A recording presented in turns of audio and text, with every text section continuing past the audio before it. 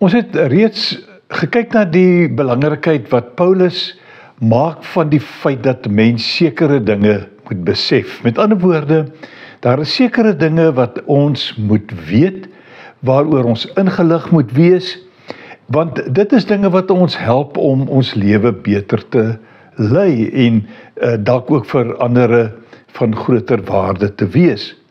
Een so voorbeeld kry ek in Efesiërs 5, die 5de vers. Dit moet julle goed besef.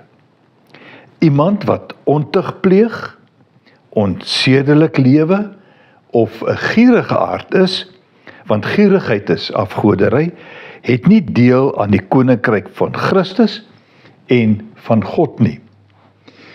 Paulus noem hier 'n paar dinge wat in die eerste plek dalk heel ooglopend verkeerd is, onaanvaarbaar, dinge soos onsedelike lewe, of dan ontug, wat dit ook al in ons konsep beteken.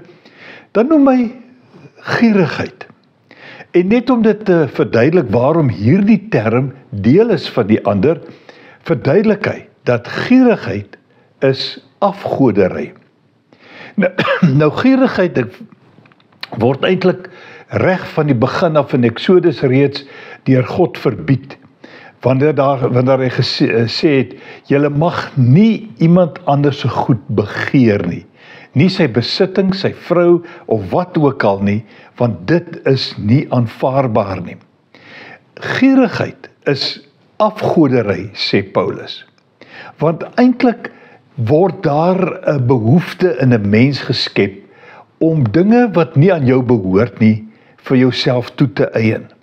Soveel so, dat jy bereid is om alles prys te gee, om dit te probeer verkry. En dan word dit inderwaarheid afgoderry. Jy aanbid daardie behoefte, of daardie voorwerp, of daardie persoon, of wat ook al. En jy doen alles in jou vermoë, soos wat iemand behoort te doen wanneer hy aanbid. Maar nou aanbid hy die verkeerde. Hy is besig met afgodsaanbidding. En daarom dink ek, is dit so belangrik dat ons in hierdie lewe waarde sal heg aan die regte dinge en ook aan die verkryging van die dinge. En dat dit nie ten koste van ander mense of onsself sal wees om ander dinge vir onsself toe te eie nie.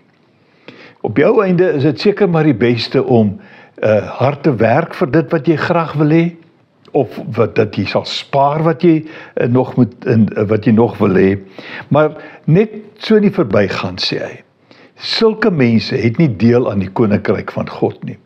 Nou ek sien nie daar staan, hulle gaan hel toe nie, maar die feit is dat so iemand nie die heerlikheid, die teenwoordigheid van die Here, sy voorsiening en al die wonderlike dinge wat eintlik deel is van die koninkryk kan waardeer en geniet nie, omdat hy hom met die verkeerde goed besig hou.